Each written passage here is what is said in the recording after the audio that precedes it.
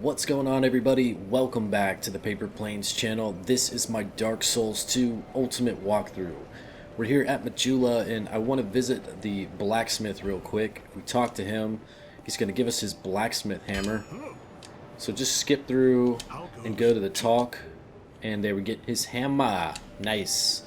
So let's leave him and we'll go ahead and check out our inventory. There it is, the blacksmith hammer. We can see here that it's got a strength requirement of 15 and a dexterity requirement of 7. It's got some pretty good physical damage stat. An ordinary hammer used by a blacksmith can be used as a hammer, but not to any great effect, as it was made to shape weapons, not serve as one. But it actually can be a pretty decent weapon, so if you use it as one, it's just as good as anything else, essentially. Sometimes they give item descriptions that don't really make much sense. I mean, that's a pretty decent hammer right there. Alright, so we're going to rest at the bonfire. We're going to click travel, and we're going to go down to the doors of Pharros. So we're now actually going to go into this zone, whereas before we just lurked on the outside of it and went back and did some other things. So now we are back to advancing on a regular pathway here. So once you get to the bonfire, I want to make sure that you guys have gotten the chest that was over here. It's a mimic chest, so if you haven't done that, make sure that you kill this mimic that would be sitting in this corner here and grab the loots. Alright, so we're gonna go back in here, and when we enter this area, there's going to be an invader NPC that comes after us, but he doesn't actually proceed towards us until we move more to the central of the zone. So even if he invades, he's still just going to lay back. So what we want to do is kill the rat and the ancient enemy in there. So basically switch to your heavy casting equipment and step on in. Now he's going to come for us. You'll see that rat right there. Wow, I'm a fucking idiot. I just love when I do things so poorly at the beginning. Alright, so I'm toxic. That means I'm gonna die if I don't heal myself. Stupid toxic shit. Come on. Alright, so now it's gone. Fucking idiot mode averted.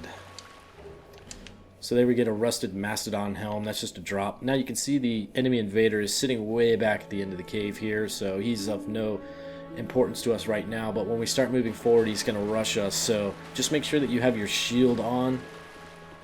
He'll eventually come towards us, and he's got dual javelins. Those are like machine gun crossbows, essentially. So you can see there, if we just have our shield up, he can't really do any kind of damage to us. But you want to make sure that you get to target him, because if you're not targeting him and you move around, he's probably going to hit you with some of those bolts because you won't be facing him the whole time you're strafing.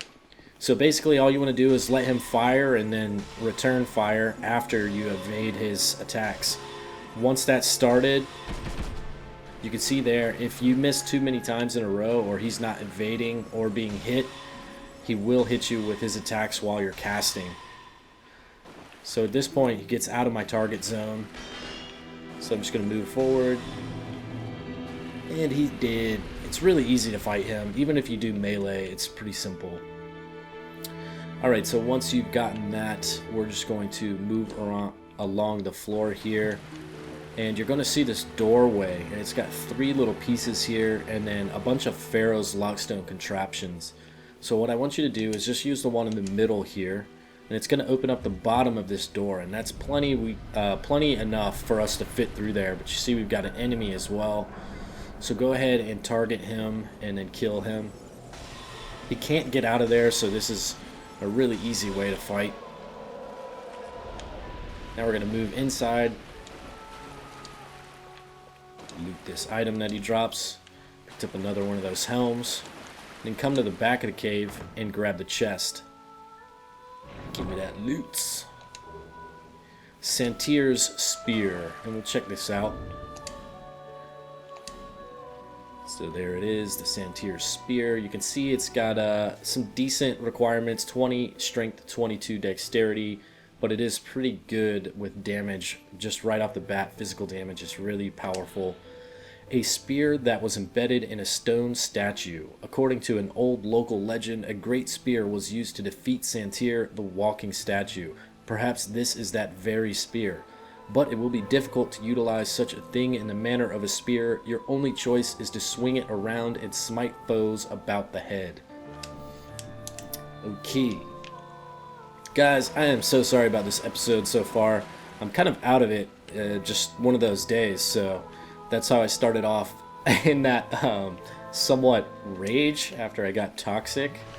Because I'm just starting to cast spells when the thing's right in front of me, like it's not going to hit me with that. Like I'm totally oblivious to the fact that that's going to happen. So, yeah. Hopefully we'll get a little bit better before we do the boss fight at the end of this episode, because I do not want to screw that up. So there we go, we get 2 amber herbs, and now I want you to come down across this wall here. And there's going to be an opening kind of close to where this guy is. It's going to be in this doorway here. So we're going to go run up this passageway here. Pick up the loot. I don't know why there's a dead rat corpse there. It's kind of weird. But we can just drop down. Now, one thing I need to bring up is the fact that there are so many of those Pharros contraptions here. Very few of them are actually beneficial for solo playing. A lot of them are set up for traps for invaders, because this is a specific area where the Rat Covenant comes into play. So whenever you see an area with tons of Pharros contraptions, you can be sure that most of them will have negative effects to you while you're playing independently. So if you're not using them to set a booby trap for an enemy invader, you want to make sure that it's a friendly Pharros Lockstone contraption before you open it up. And I'm only going to open up the good ones. There might be some that are still beneficial to open up, but don't serve a good enough purpose to waste a Lockstone. Because you got to remember, you either have to farm these, find them on loot items, or purchase them. And they're pretty expensive if you try to purchase them. So I always like to save them if I can't figure out what the cost ratio is to spending. If I open this door, I basically consider it costing me 4,000 souls. So if I see a location and I open up the door and it only gives me like 10 arrows in a chest or something like that, I'm obviously not going to make a profit off of that. Therefore, it's a waste of my time. Okay, so we're gonna move towards this opening over here. I hate moving in these zones because you're so slow. But right when you walk in here, you're going to get attacked by 2 of these rats.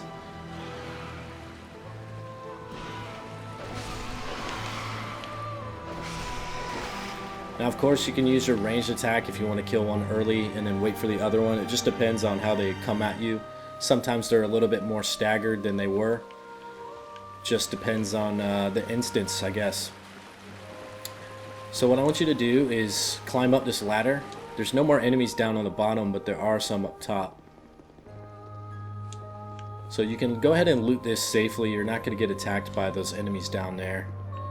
And now you can turn the corner and you'll see this guy down the pathway there. And he's basically going to walk and walk until he gets towards that chest.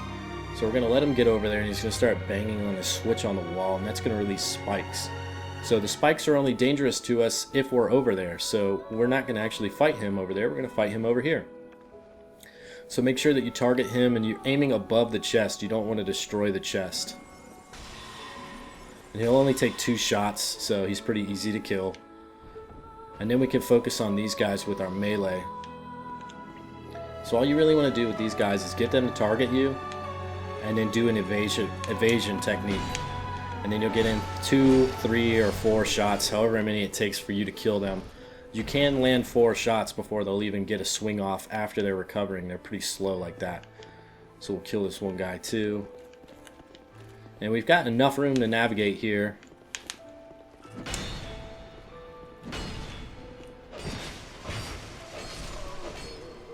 Alright, so once you kill him, of course that's just a random drop. We're going to use this Pharros Lockstone contraption right here, and it's going to open up a doorway below us. So what you want to do is just roll down, and now we'll be able to get in this area and run up the passageway here. and we've got this chest to grab. Faint Stone and a Twinkling Titanite. And the Faint Stone is a good item. It's going to help us upgrade our weapons with magical damage properties. And that's something that we're going to use with Blacksmith McDuff. So this is the exact same area where we just were. You can see that's the contraption that we just fed the stone to. So we're going to move along in this zone. Now there's no more enemies that we need to be aware of in this area right here, but this is a trapped chest. So once you open it, I want you to evade. Alright, now we can open and loot the item. Titanite Chunk and Petrified Dragon Bone. So that is definitely important for us for upgrading our gear. And here we get the Gwyrm Great Hammer. I never know how to say this word actually. Gwyrm, I don't know. Whatever. If you guys know how to say it, I think it's probably just a matter of opinion, honestly, because it's most likely a mythological lore word and it never has any kind of real origin. So yeah, you pick up that gear and then we're going to turn around and head around this corner here. Now there's a Pharros Lockstone sitting on the steps here. And of course you get the large soul of a nameless soldier. Can't complain about that. Now when you walk in here, you're going to see what looks like to be more enemies than there actually are. Those guys directly in front of me are statues, so they are harmless unless you use the contraptions that are tied to them. So they're part of the booby trap system in this area. And what I'm going to suggest to you is moving in this direction counterclockwise effectively. Just imagine the whole room as a clock, and we're going to move counterclockwise. And we're going to kill most of the enemies with their back facing us, so they won't even see us coming, which is, of course, a huge advantage.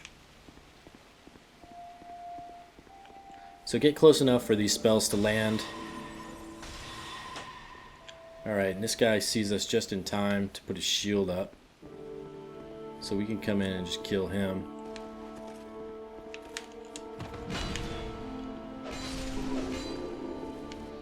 Pick up the item. Ooh, magic stone, not bad. And then we're gonna come over here. Now there's a couple statues here, and then as you saw before, there's another one of these doors, so we're gonna use the middle contraption if you want to open it.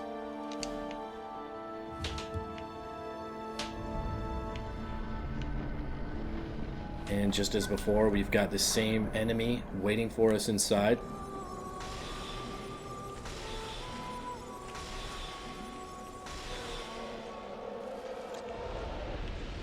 Once he's dead, grab his loot, another one of the helms, and then we get a soul of a brave warrior. So that's a good trade-off, just slightly better than the soul expectancy, but that's okay. It's definitely worth opening up. Now we can see we've got two more enemies down the way, so we'll switch to our range casting, and we might be able to reach him from here. Yep, and he doesn't have a shield, so he's got no way to defend himself. But this other guy does, so we can just come in close and fight him melee style.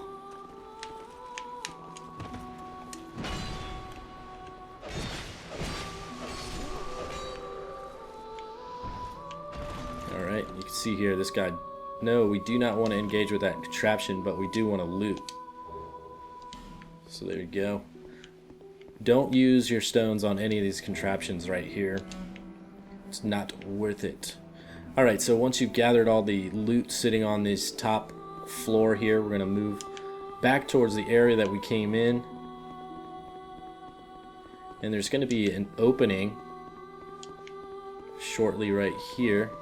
We're going to go down this passageway, and we've got a bonfire located just in front of us. So let's rest up, and this is perfect because just beyond in the fog gate is an actual boss fight.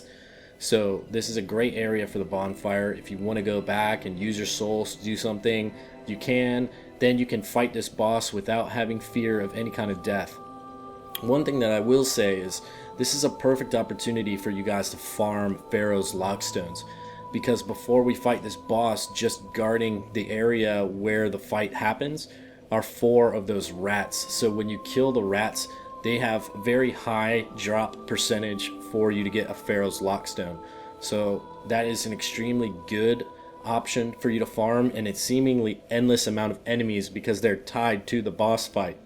So you can kill 4 of them and just suicide yourself, or you can use a homeward bone or use a miracle to bring you back to the bonfire. Whatever you want to do, I would suggest spending your souls, especially when they're at a number like this, because this is very close to our level up cost, and then we can go in there and farm those lockstones if we need to. I'm not going to do that for this episode, but just know that that's a good tactic to do so if you want to stock up on lockstones for later on in the game. Okay, so I'm going to keep our souls. I'm not going to visit Majula or anything like that, but I will rest at the bonfire to reset our spell usages and all of that good stuff. Now, there's lots of ways to kill this boss, but the best tactic is to just remain calm and stay underneath the boss. The real tricky part is just killing the rats early on in a fight. So that's your main focus. Once you kill the rats early on, you can do this without any kind of evasion skills. So if you just have the Dranglic shield, which I know you do because you've been following this guide, all you're going to do is literally walk towards him, hold your shield up. If he staggers you, which he will, it's totally fine because he never follows up with another attack that can hit you in time. So you always have the ability to recover. So getting staggered isn't a negative in this instance, and having your shield up will always prevent you from taking any damage because it's 100% physical damage reduction. So you just keep walking the boss down until you can get underneath him, and you can then cast sorceries, pyromancies, melee attacks, whatever you want. Now I would suggest using a sorcery or a pyromancy because when you get underneath him, it's not always easy to hit him with a sword because his legs are long and you're not always going to reach his belly. So if you're targeting him, you're probably going to miss swinging towards his belly instead of swinging at his feet like you should. So we'll go to our sorcery. Now he is weak to pyromancy, so if you've got some pyromancies equipped, it could be a good idea to do that. But I'm just going to stick with sorceries because I know for a fact that all of you have the sorceries if you've been following the guide. Okay, so we're going to go to our Great Heavy Soul arrows. And right when we walk through the fog gate, nothing's going to happen. You'll see these dogs or rats off in the distance. I always want to call them dogs because they look more like dogs than rats from far away. They're freaking huge. So you can target them even though they're farther away than normally you'd be able to target. And I want you to see these little makeshift lines here. You can see about 3, 4, 5 lines. And I don't know what they're there for, but it's good because it gives us an idea of how close we can get. So I want you to target this guy that's closest to you and move forward and then cast. Once you hit him, start casting on the others. Now break free of that and then hold your shield up and just move forward. See, he's going to stagger you, and then you can just continue to move backwards and get underneath and just cast away. Now when you're underneath him and you're casting your offensive spells, let go of your shield so that your stamina regain can happen as fast as you need it to.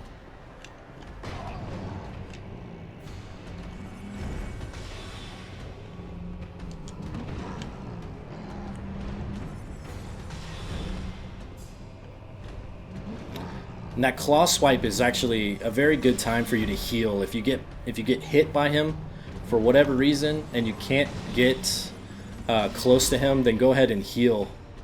Whenever he puts his head down like that, he's going to do this sweeping attack, and that's when you really want your shield up.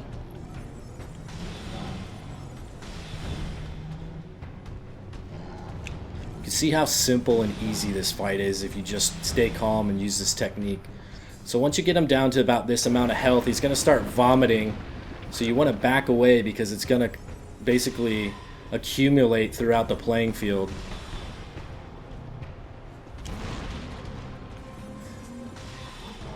And there you go. It's pretty easy. We never took a single ounce of damage during that fight. So it's really just about patience and having your shield up. Now you can make it more difficult and you can try to dodge and time all the things that you want. And I did do some dodging in there, but had I just held my shield up the whole time, what you would have seen is me get staggered and still not take any damage. So that's the main thing. This key to this fight is this Dranglic shield. Okay, so make sure that these rats didn't drop any Pharros lockstones. Doesn't look like they did. Okay. So once you check the rats, then you're going to go towards this opening. Now the opening to where you need to go is located close to the entrance that you came in. So this is where you entered the fight. So just to the right is the door where you need to exit. It's kind of hard to spot. This place is pretty huge. I wish they'd put like some kind of lantern or flame there to let you know where you need to go. Now this is the Covenant leader for the Rat Covenant. You don't want to attack him. I know he's just sitting there and he looks like an enemy at first, but he's non-hostile, so do not go after him. Now we were in his Covenant and we basically left it to join the Bell Covenant, so he's going to consider us a traitor, but it's really to no negative effect essentially, because he'll just easily let us back in and totally forget about the fact that we abandoned the Covenant before. So talk to him if you want. You can join it. He is a merchant of sorts, so there are a few things that you can buy from him, and it is helpful for PvP purposes if you want to play in this arena and fight invaders and whatnot, so it can be pretty fun. So after you deal with him, we're going to drop down. Now this is the lead on to the next area, but we've also got a bonfire close by, the same one that we started at. So what you can do here is you've got this guy with his back to us, so we can go ahead and get an easy kill on him.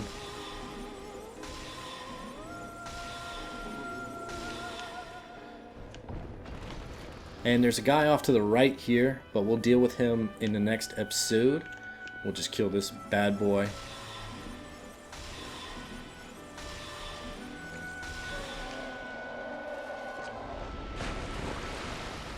So once you get to this bonfire,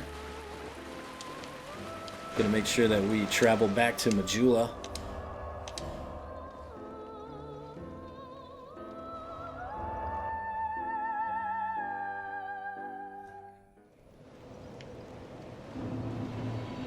Okay, so now that we're here at Majula, we're gonna talk to the Emerald Herald.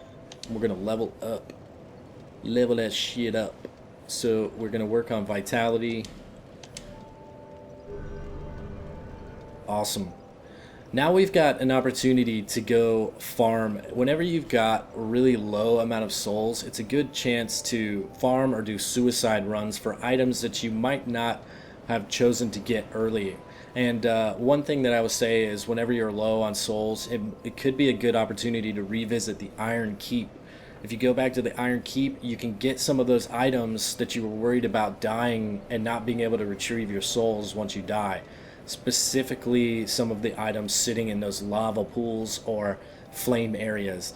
We'll do that in a future episode, but if you're impatient and want to go do it now, it's a perfect opportunity to do that.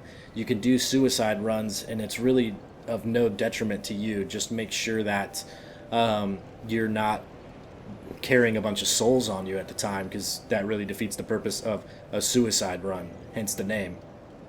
Okay, so that's going to be it for this episode, everybody. I hope you enjoyed it. If you did, feel free to click that like button, subscribe to my channel if you haven't already, leave any comments or questions in the section below, and follow me on Twitch. It's twitch.tv/PaperPlanes channel, and I'll see you guys there, especially when I'm starting to stream Bloodborne content for the PS4. Stay tuned for that release and watch my content for that.